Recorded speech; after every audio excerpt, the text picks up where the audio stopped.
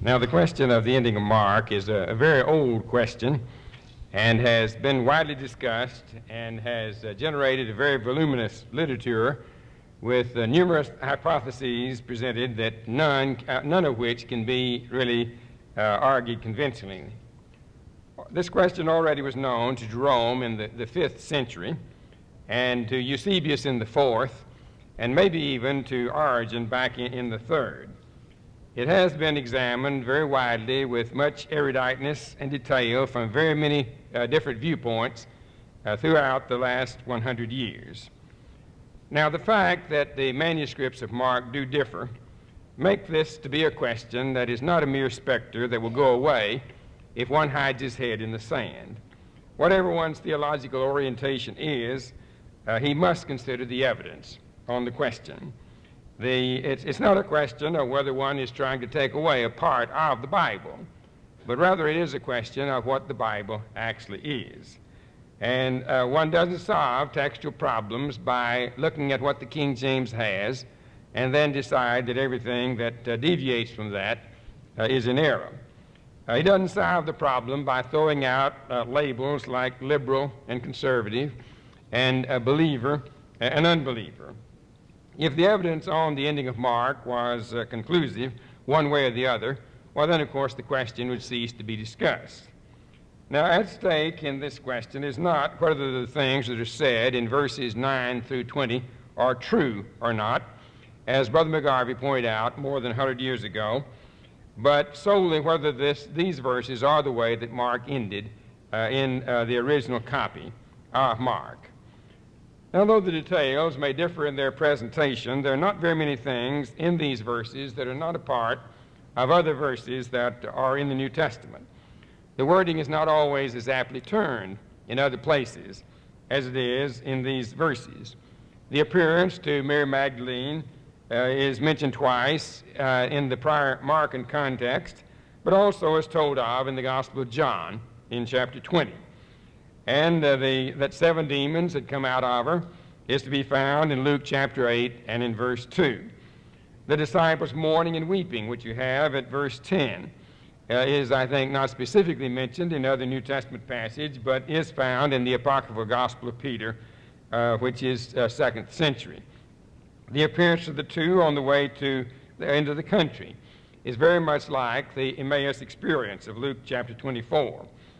And the unbelief of the disciples that the reports of the resurrection would be told in Matthew chapter 26 and the parallels to that particular passage. And then an appearance to the 11 disciples when they were reclining at the table is parallel both in the Gospel of Luke and of John. And the commission with its command of baptism is to be found in Matthew chapter 28. The picking up of serpents is to be seen in the story of Paul in the 28th chapter of the book of Acts. And the speaking in tongues is reported in the book of Acts in 3 sections, as well as in the 1 Corinthian letter. And the casting out of demons is, of course, well known in the Gospels. Also, by the way, was claimed by 2nd century people as something that they could do. Justin does describe those people who think that they can cast out demons. Healing the sick is reported in Mark chapter 6, and according to Irenaeus, the church on up in the 2nd century still thought that they had miraculous powers that could be manifested. I'm not trying to say I believe that they did, but they believed that they did. That Jesus was taken up and seated at the right hand of God is an allusion that goes back to Psalm 110, and it is alluded to in numerous New Testament passages, though unique in the Gospels to Mark. And that Jesus aided the disciples in their evangelistic work is, of course, taught in the book of Acts. And that he's Lord, Kyrios, is in Gospel of John, but also 1 Corinthians chapter 8, verse 5. There are gods many, and there are lords many, but for us one God and one Lord, Jesus Christ. Now all this leaves then is the drinking of poison to be without parallel in the New Testament, as Brother Slade pointed out in his lecture. And Papias in the 2nd century claimed this experience for a justice who's called Barsabbas, and the Acts of John in chapter 20 claims it for the Apostle John. Likely these stories are legendary rather than being historical.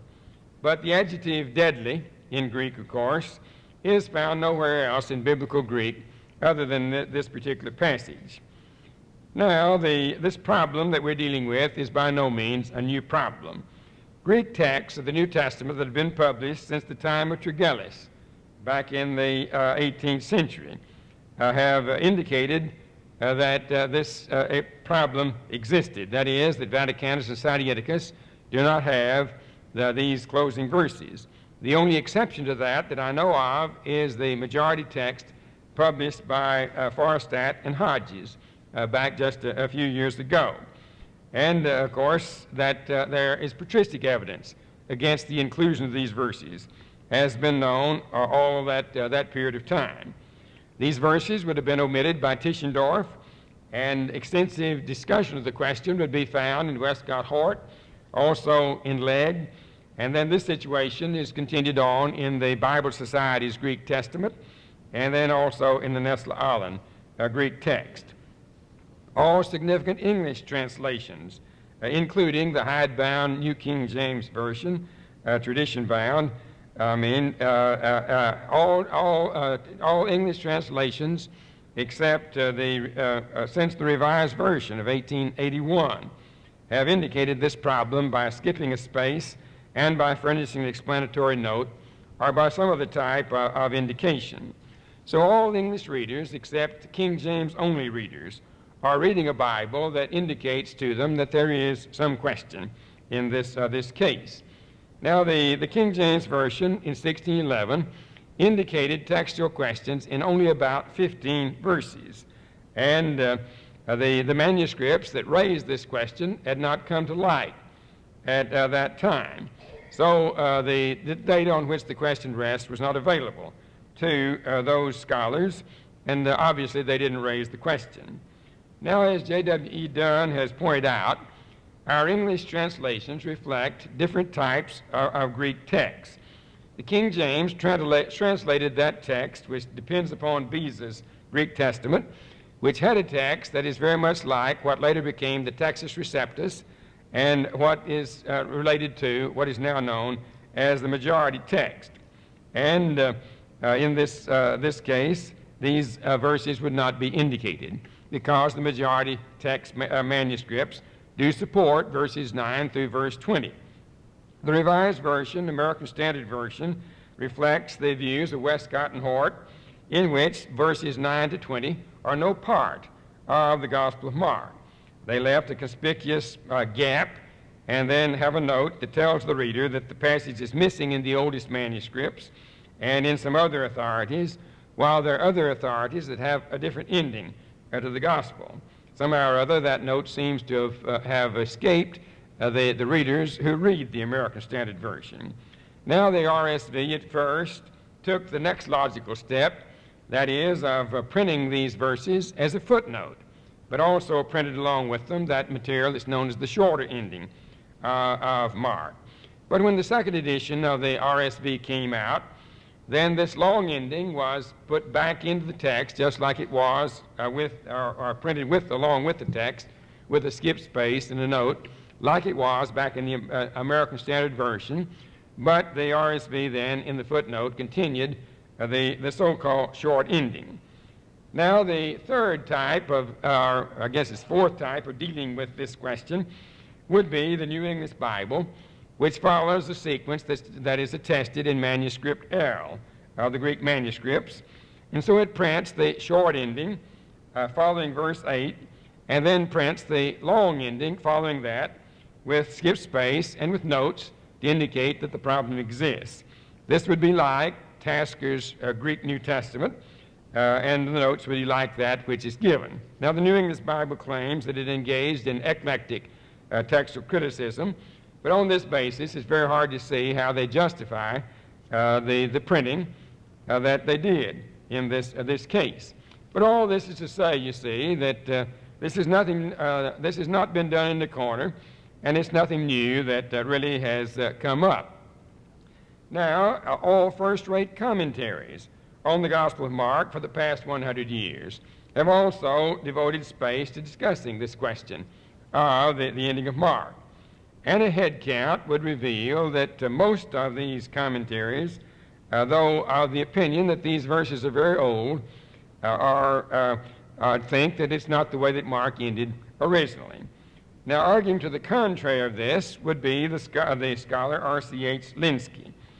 And though David Otis Fuller is not the editor or the publisher of a commentary, he is of the same opinion. Fuller has made his reputation by reprinting material that John Burgon set forth back in the last century. And in his most recent publication, he gives a defense of these verses by a person named Samuel Zwemer. Zwemer is also largely a borrower from Burgon, and he really has very little to say that Burgon did not say back in the last century.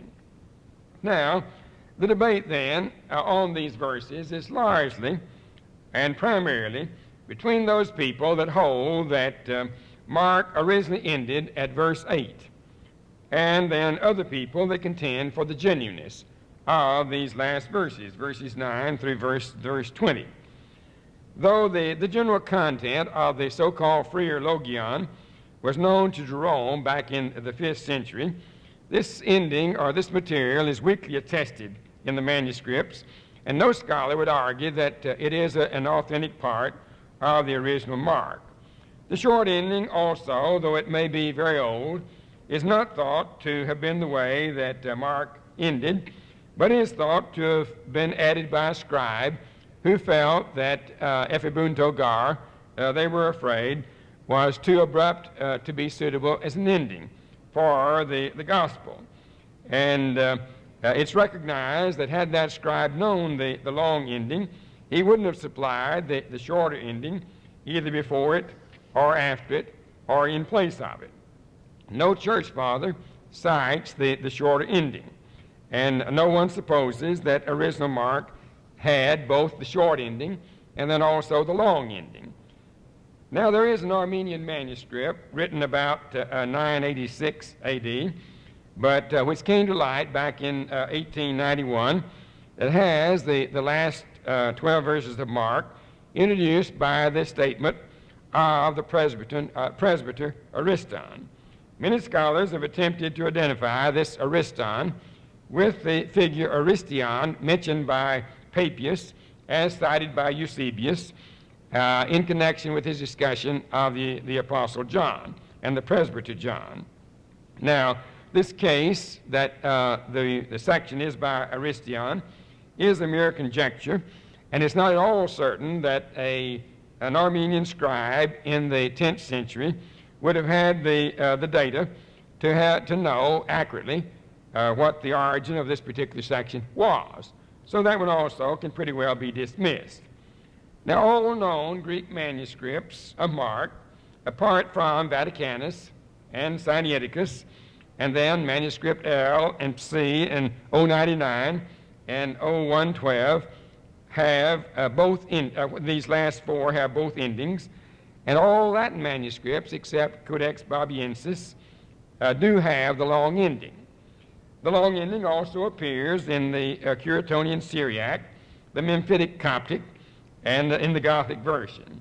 It therefore is solidly a part of those types of texts that we know as the received text, Textus Receptus, and also that's known as the majority type of text. The question is, however, whether one counts the number of manuscripts in solving a problem of this type, or does he weigh the value of the manuscripts? Now, on the basis in which New Testament text questions are ordinarily settled today, that is, that the text is to be accepted which has the evidence of the earliest manuscripts, this text then would not be a part of the Gospel of Mark, or at least there'd be a basis for challenging that is a part of the Gospel of Mark. The phenomenon of this ending of Mark is a puzzle which D.E. Nineham called the greatest of literary mysteries. and it has generated a mountain of literature that shows no sign of abating at this point. Now, in the last century, John Burgon produced a book which has been reprinted, in which he attempted to demonstrate from patristic evidence that the long ending of Mark is authentic to Mark. This book, I suppose, today serves a good purpose in that we have photographs of Vaticanus and also of Sinaiticus at the ending of Mark, so that one can see what's being spoken of in this case. And I don't know any place else at which you can get this type of material so easily. But he wanted to insist that the gospel didn't end with "they were afraid," as you have at verse 8. But he would out of patristic evidence, try to demonstrate that the absence in Vaticanus and Sinaiticus and then these other lesser weight manuscripts would not overthrow that great weight of material. More recently, another effort in that direction has been made by William Farmer, and also his books around available, The Last 12 Verses of Mark. Farmer tried to argue that the manuscript from which these two that we have that do not have the 12 verses did not have the verse or did not have this section, and so the scribe, since he didn't have them, just left it blank. And thereby the passage is older than anything that we now have at the present time, and Farmer thinks at least possibly authentic. Farmer did not find, however, the external evidence to be conclusive, nor did he find the internal evidence to be conclusive in settling this question. The reviewers of Farmer are pretty unanimous that Farmer failed in his affair, but it is a fair summary of the evidence that one has to wrestle with in dealing with this case. Now, the 20th century, studying this question and the evidence that's relevant to it, actually offers nothing substantially new to what already was stated back in the previous century, and so, of course, that can be fairly quickly summarized. The manuscripts of Mark end in 6 different ways, and you can find the evidence for that best in Bruce Metzger's textual commentary of the New Testament, which is published by the Bible Society to go along with the Greek Testament that they circulate. Now, the Chester Beatty Papyrus is defective at this point, and so we can't say whether it had it or it didn't have it type of thing. It's just neutral on the question. Well, the first way is that Vaticanus, Sinaiticus, and 304, and then some versions and some church fathers in Mark at verse 8, Ephebunto gar, they were afraid. Eusebius, back in the 4th century, states that most of the accurate copies that he knew also ended in that way. And the Ammonian sections and the Eusebian sections, which divide the Gospel into sections, these are 4th, 5th century treatises, also in Mark in that particular way. Sinaitic Syriac, the Georgian, the Armenian, Syriac Coptic versions, and some manuscripts of the Ethiopic all end in that sort of way. Jerome comments on the fact that the Gospel ended here, and Victor of Antioch of the 5th century, who's the first person that we know of that wrote a commentary on Mark, likewise knows verse 8 as an ending of Mark. Well, that's one way in which the verse might end. Now, 4 unsealed manuscripts, this would be L and C and 099 and 0112, they date 7th, 8th, and 9th centuries. And then the Old Latin K manuscript and some other versions have after verse 8 what's called the short ending. You can see the short ending translated into English if you just look in the notes in the RSV. And then we would have one manuscript, 274, that has verses 9 to 21st, and then has the short ending last. The others have the short ending and then followed by the so-called long ending. Then there's Old Latin Manuscript K, Bobiensis, that ends with the short ending. That is, it doesn't have the long ending at all, and it is unique in that particular way. K was transcribed in the 4th or 5th century, but is thought to be based on an older form of text, and oftentimes the agreement of K and Vaticanus considered to be of a great deal of value in textual criticism. But now the mass of manuscripts, to give us category number 4, which would include Alexandrinus and Ephraim and Beza, and some versions and some church fathers, support the long ending, the type of text that is known as the Textus Receptus and the majority text. And there would be some church fathers also that know this ending: Epiphanius, Chrysostom, Ambrose, and Augustine. Then we have some minuscule manuscripts that, though they give the long ending, they mark it as doubtful by asterisks, obeli, or some other type of indication. And then finally, there would be, in addition to the long ending, that addition of the material that we speak of as the Phreologion, which was known already back as early as the time of Jerome, but came to light in the modern world back in 1906 when the Washington Gospels were acquired by Mr. Freer. Now, all of this then is in summary is to say that if one would borrow the words of Sir Edmund Hillary, and who, when asked why he climbed Mount Everest, says the mountain is there, one has to say about the question of the ending of Mark, the mountain is there. The manuscripts do differ, and one can't avoid that question by hiding his head in the sand and just hoping somehow the problem will go away. It's not a problem of liberal against conservative. Everybody who studies Mark has to ask himself the question of these verses. See, are they a thus saith the Lord? Or are they a thus copy the scribe? And the very fact that the manuscripts differ, you see, makes us face that question. Now let's look again at some of the details. The evidence for the shorter ending is so inferior that no scholar would champion that these verses are authentic to the original copy of Mark. Now, Latin manuscript K and a few others have both this and also the long ending, as I've already said. But no church father knows of this ending, so it must have had very limited acceptance. And there would be no church father that would know both the long and the short ending together, as some manuscripts have.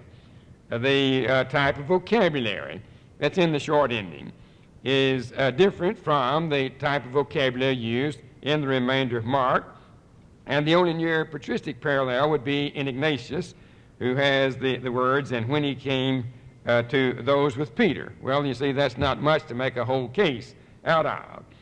Now, one can go ahead with more Greek words, and words like, which in English are like briefly and reported, and salvation, and the east, and until, and incorruptible.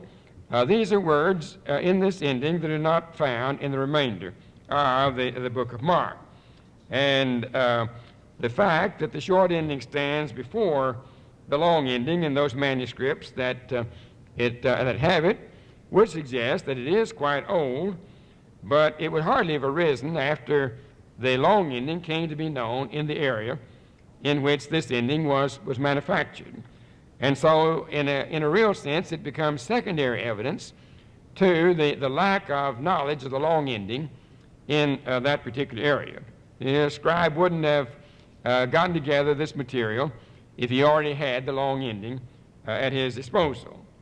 Now it is recognized that the long ending, that is verse 9 through 20, is very old, and that it goes back to the 2nd century. Justin Martyr may have an echo of this long ending. He uses 5 words, but in a different sequence. That would be found in this material. In English, this would come out, these having gone preached everywhere. But at least some scholars would be of the opinion that this doesn't establish that Justin actually knew what we call the long ending. Now, the situation is different when one turns to Irenaeus. It's beyond doubt that Irenaeus did know the long ending. But Mark, in the end of his gospel, says, "And the Lord Jesus, after he had spoken to them, was received up into heaven and sat at the right hand of God." Well, you see, that's material that comes out of these longer verses. The ending, likewise, seems to have been used by Diatessaron, the Diatessaron, by Tatian, if we can trust the Arabic text. We don't have a Greek text of all of the Diatessaron. It was known by Hippolytus and by Dionysius, 3rd century, and these would be people that lived earlier than the oldest manuscripts that we now have, and at least a couple of hundred years earlier than the time of Jerome, who comments on, as we said earlier, about manuscripts that don't have the long ending. Some of the versional evidence also would be earlier than the earliest manuscripts that we have. So you see, you get a type of problem of, does the blank in Vaticanus and Sinaiticus and the 4 other manuscripts weigh more than the presence in these various church fathers that knew of this particular ending? Now, I've already pointed out that Burgon gives probably the best existing tabulation of the various occurrences of the long ending in the writings of the church fathers. But the basic question is between no ending at all, the Ephebunto Gar, and the genuineness of the long ending. Now, I think that there are 3 major issues in this discussion. First, does the external evidence support the inclusion of verses 9 to 20? And second, does the internal evidence support the Markan authorship of these verses? And then third, is verse 8 and its preceding material a suitable ending for the Gospel of Mark? That is it conceivable that Mark originally ended in that type of way? Now, as I've already said, there's been little advance on the first of these questions over the past 100 years. What was being said by Westcott Hort back at that point is about what can be said at the present time, and there's just been a rehash of that.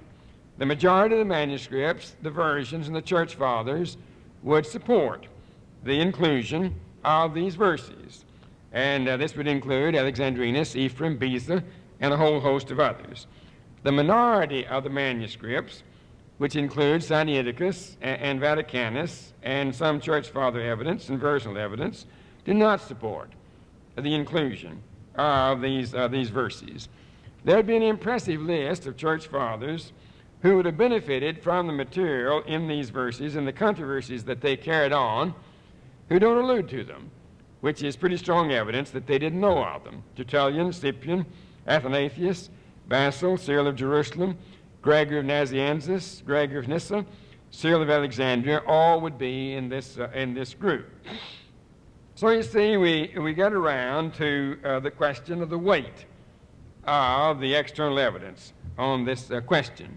And as I've already said, you don't solve that type of problem just by counting noses, although sometimes people seem to want to solve in that particular way. Now, if you solve the question by what the Textus Receptus have or has and what the majority text has, of course, the outcome of the discussion is going to be very clear in that case.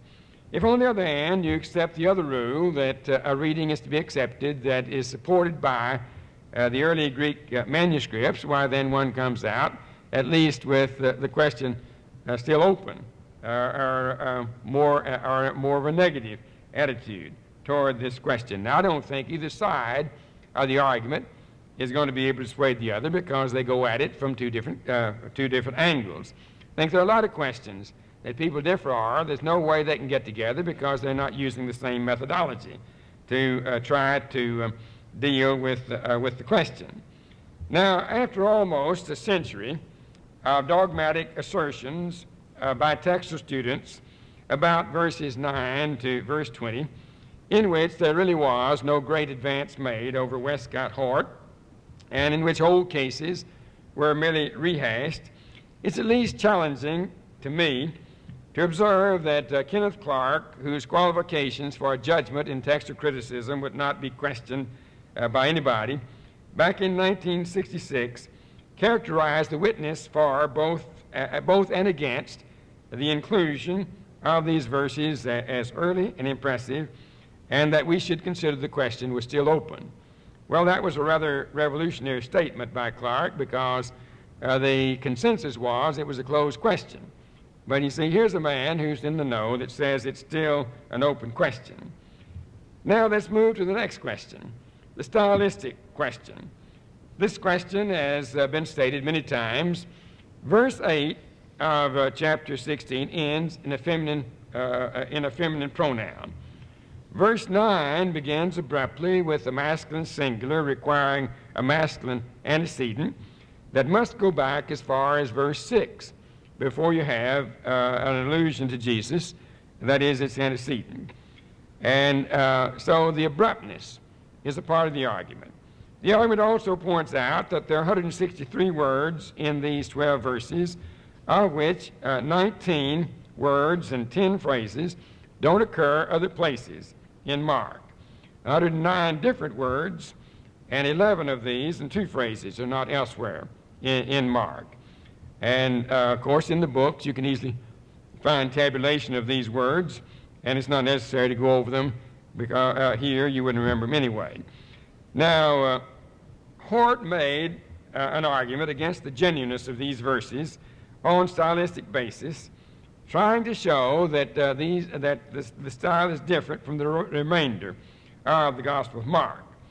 The case that was then made by J.A. Broadus and later was elaborated by J.W. McGarvey in his commentary on Mark really gets no attention in the major discussion of this question in the 20th century.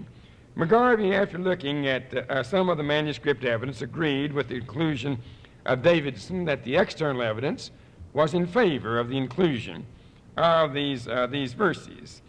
And then, in evaluating the 17 unique words that occur nowhere else in Mark, McGarvey noted that Broadus had found the same number of words in the preceding 12 verses, and that likewise in the last 12 verses of Luke, that he had found the same number of words that don't occur anyplace else in Luke. McGarvey proceeded to evaluate just one Greek word, poreuomai, which doesn't have a preposition on it here, but does elsewhere when used in Mark, and commented then that Mary wasn't going out or going in, she was just going, and so it didn't need any preposition. He would argue that there are other words or verbs in Mark that are used both with and without prepositions, and concluded then from this type of argument that you can deal with the other 17 or the other 16 in about the same way that you deal with these, and so dismissed the argument in that type of way.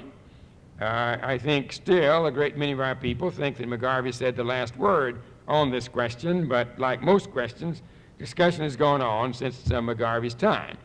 McGarvey gave us a great service, and he's well worth looking at, but anybody that lived 100 years ago doesn't have the last word to say on any scholarly question. The most recent contribution to the stylistic discussion has been by J.K. Elliott and by William Farmer, and they arrive at opposite conclusions on the weight of this evidence. Elliott is sure that the style argument demonstrates that these verses are not by Mark, and Farmer thinks that the question is inconclusive and that it demands then further study. Now, the content of these verses would be another point in debate in this question. Though Mark in 14:28 and 16:7 points to appearances of Jesus in Galilee after the resurrection, none of these appearances are reported in this section. And then a great deal of discussion goes around the signs that are spoken of. Casting out demons and healing the sick are prominent in the ministry of Jesus in the Gospels, and speaking in tongues, unparalleled in the other Gospels, but do take place on Pentecost, the house of Cornelius, and at Ephesus, and in the Corinthian church. But it is the taking up of serpents and the drinking of deadly poison that seems to be most offensive to the disputants in this case. And that likely because of the excesses to which this type of behavior has been carried by certain cults in modern time. Well, you see, this line of argumentation is not really persuasive. It begins with certain presuppositions, and the question really can't be settled on the content of the material that somebody finds to be objectionable in this type of way. Now, Hort argued that here we have a reworking of material that has been already found other places in the other Gospels, and so he saw these verses as kind of a mosaic put together out of what was to be found at other places. And both Hort and then later Streeter argued that these verses had been taken from some other document and had been put then into this particular place. In the section, we're not told about what happened to the women, and we're not told of an appearance to Peter and a few other things. But they didn't explain, that is, Hort and Streeter didn't explain why the alleged or editor who added didn't see the same kind of discontinuity that they were seeing in this case. Now, one of the most recent studies of the ending of Mark that has appeared is a form critical study done by Paul Allen Mirecki. I'm not sure how he pronounces his name. It is a Harvard thesis that came out in 1986, and he makes use of form critical and redaction critical techniques and argues very convincingly, I think, that the material of the long ending is not a compilation of Matthewan and Lucan and Johannine materials. This, I think, is one of the most extensive dealings with what had been previously listed as unanswered. That is the case that Hort had made. But Mirecki does consider that maybe all the sources drew from an earlier document, oral or written, that covered this particular period. If you dabbled with form and redaction criticism at all, you're aware of the fact that there's a great deal of presupposition and supposition in the projections that are made. Now let's move to have a look at verse 8 as a possible ending. Now, scholars like Hort in the last century found it inconceivable that the Gospel of Mark could originally have ended in Ephebun Togar, that they were afraid. And a very strong statement of their case was made 45 years ago by W.L. Knox and championed in a commentary on Mark as recently as that of Vincent Taylor. But after scholars had concluded, that is, some scholars had concluded that verses 9 to 20 were not original with Mark, various hypotheses were spun out to try to explain what had happened, to have a book end in that type of way. First, it was suggested that Mark had written a conclusion which now has become lost, and we don't have it. A conclusion that's completely unknown to any of the church fathers in the early centuries, and for which there's neither external nor internal evidence. And so you can see that such a case remains entirely hypothetical. Second, it was suggested that Mark left his gospel unfinished for some reason or other, reasons that we don't know. Maybe there was persecution. Maybe there was an interruption of some sort. Scholars do get interrupted. Or maybe Mark died before he got the gospel finished. And so for that reason, then the book never was finished.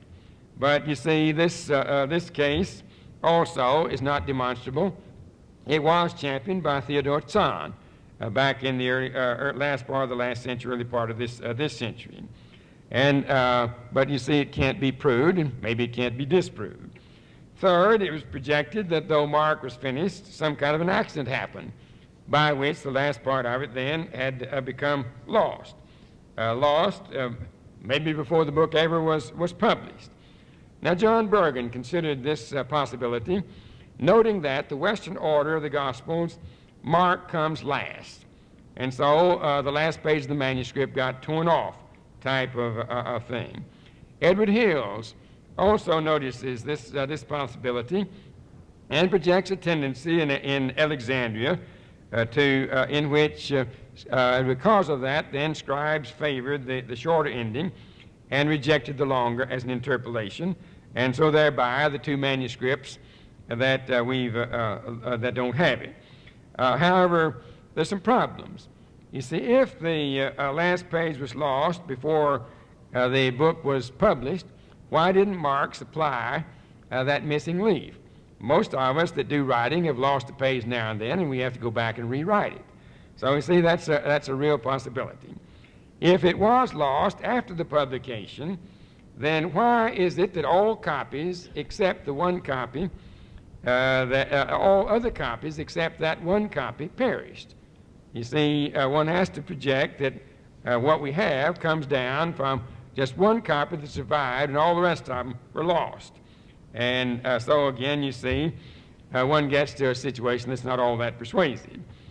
Now, after projecting that the gospel once completed and had lost a segment, there's a rather interesting exchange between a couple of scholars, Kenyon and Roberts, with Kenyon projecting that the book was written on a scroll, and Roberts then projecting that the book was written on a manuscript, and so just the last leaf of the codex has to be torn off.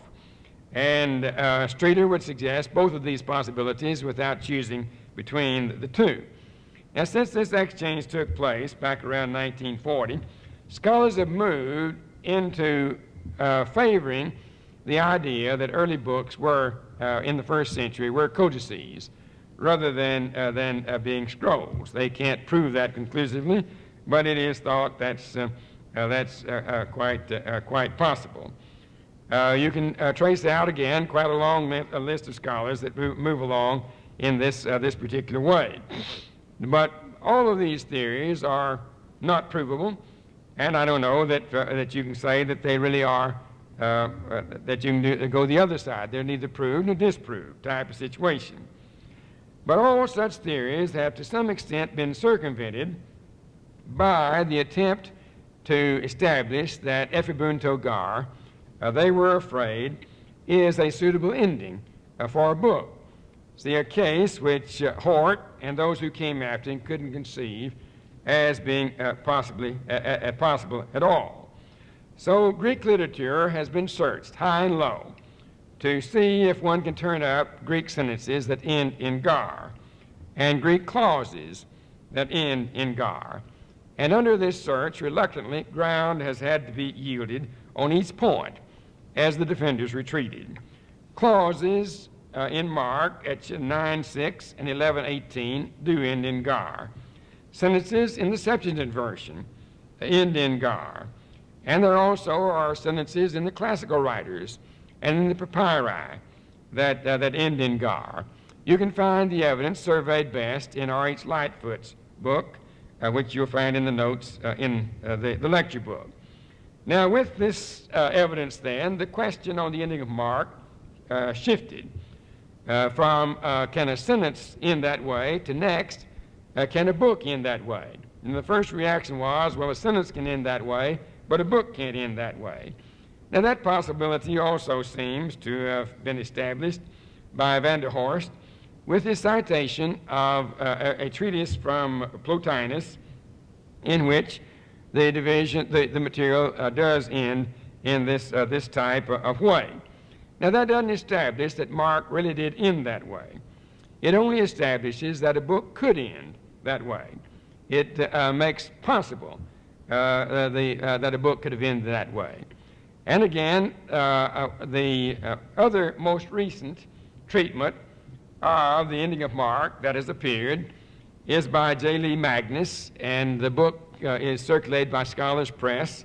It was a thesis down at Atlanta, classical literature, to see if there is if classical literature has other suspense endings that might be thought of as some way parallel to they told nobody because they were afraid, just leave you hanging up in the air in that type of way.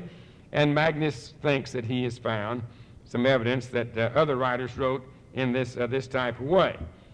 Now, in the wider discussion then, once it has been established that it is conceivable that a book could end in this type of way, the focal point shifted again in the discussion of this question to a consideration of how such an ending fits into the style and the general purpose that Mark has. It's gone through the stage of arguing that instead of rendering they were afraid, ephebunto, in this case, that we ought to render it that they were taken by reverential awe. And instead of fear, why, reverential awe. And so these women, out of reverence, reverential awe, didn't tell anybody what they had seen. Another scholar argues that the gospel tells both exemplary behavior and also non-exemplary behavior. And so these women are of the second category. The gospel needs to be told. And here are these people that have the secret, and they didn't tell it. We're now shifting attention from the last sentence alone to the whole Gospel of Mark. Ned Stonehouse attempted to convince us that this is not an abrupt ending for the Gospel of Mark when considered in the light of the whole Gospel. And Robert Melia likewise argued in this type of way, that you have you have promise fulfillment types of motif, and so the young man at the tomb declares that Jesus is risen, as he told you. So the expectation then has been fulfilled. In the presence of this divine ministry, then, the women go away in silent awe. Stonehouse is, of course, making use of that same motif of reverential awe. Now, the other cases of this type are rather dogmatic in their statement of the case. William Lane's commentary, circulated by Erdman's, would be another example of a presentation of this type. But there has appeared a discussion of this question by a scholar named Boomersheim, who is a literary figure, and he points out that despite what has been done in that way, one still is left up in the air with ephebunto gar. And it is this incongruity that then stimulated the later writer to write the short ending. He just, though a Greek writer, he just didn't feel the book was finished with that phrase. And the reader is not satisfied with the technique that Mark has used. There are many promises, fulfillment type of thing. Judas's betrayal, the arrest of Jesus, the flight of the disciples, Peter's denial of Jesus, Jesus' death and resurrection.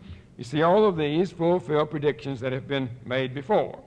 Jesus has accomplished what men would expect him to do. And all these then lead the reader to expect something more than you have at verse 8. But you see, all you've got is they went away and didn't tell anybody because they were afraid. And even if you translate this word as reverential awe, you're still left hanging up in the air in that case. You can see that this is an effort to argue from literary technique, style technique, in which this particular person was trained. His name is Boomersheim. Now, periodically, there have been dissenters to the way that the dominant line of discussion has been going. And people then arose to champion the authenticity of the long ending.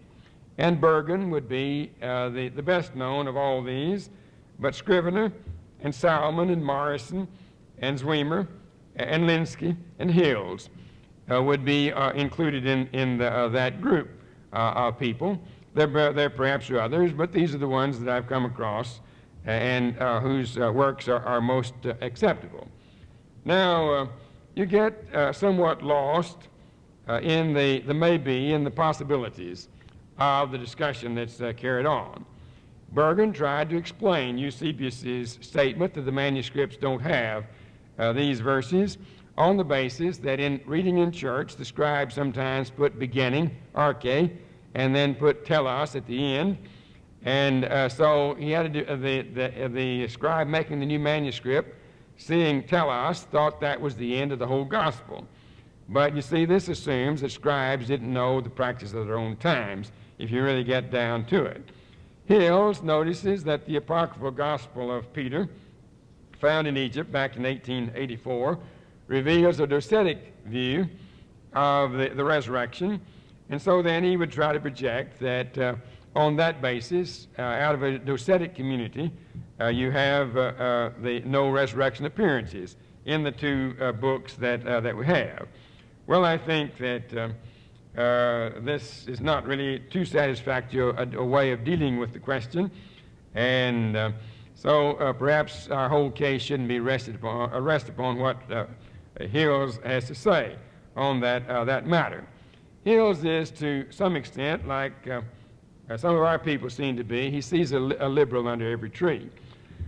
Catholic scholars have made quite an about-face on this question, and they occupy a position that I think needs looking at.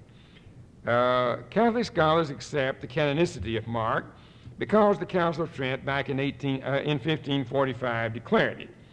The Biblical Commission at the beginning of this century then upheld the Markan authorship of the long ending. But tradition allows Catholics to make a distinction between that which is authentic and that which is canonical. And so, you see, they can say that these verses are not authentic, but they are canonical. It is accepted by the church, accepted by tradition, and thereby support the long ending on a different basis from what it seems to me the question ought to be discussed. You see, if you accept the long ending on that basis, then how about the Ethiopian's confession? How about the Kama Yohanim in 1 John chapter 5, verse 7 and 8? And so that position then would seem to be indefensible.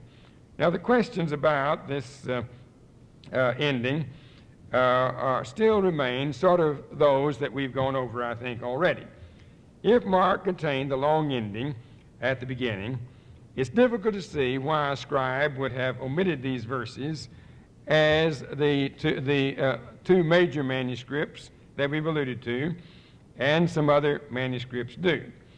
On the other hand, if the Gospel of Mark ended abruptly at verse 8, it is easy to see why there would be a felt need for something to be added at this case.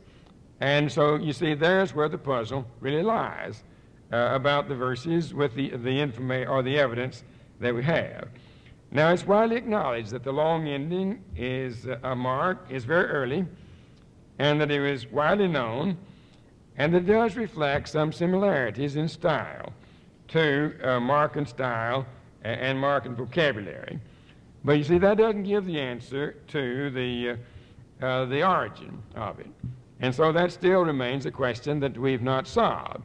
I would like to say about indicating this problem, that seems to me that once one has decided to indicate that the problem exists, how it's indicated is not really a matter of great consequence, although people seem to get more excited about one way of indicating it than they do another. We pointed out that the Revised Version and American Standard skipped a space and had a marginal note to explain why that had taken place.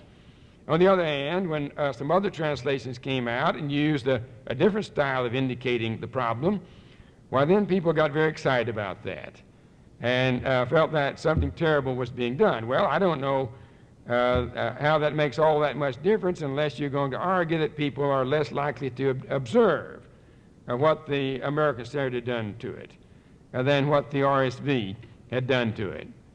I got a rather hot letter after one translation came out about its note on this passage, which I think read, the oldest manuscripts don't have verses 9 through 20, and they wanted me to try to defend that note, and so I merely wrote back, well, that note is factual. Codex Vaticanus and Codex Sinaiticus do not have these verses, so it is a factual statement that's being made. Now, what conclusion a person is going to draw from that, of course, is a different thing from recognizing that the situation exists. Seems to me that it's somewhat like ladies' hats. You know, one lady likes a big hat, and another lady likes a small one, and another doesn't like any at all. And so who's the one to argue that one way of wearing a hat's better than another way of wearing a hat? You have the option of not indicating the problem at all or choosing some way to do it. And once you've decided to indicate it, well, is there all that much at stake about how it's going to be indicated? Now, I think I pretty well summarized the things that can be said on this question up to the point at which we now are. And if you're interested in where the topic is mostly being discussed now in wider scholarly circles, it is in the stylistic area that the topic is being discussed.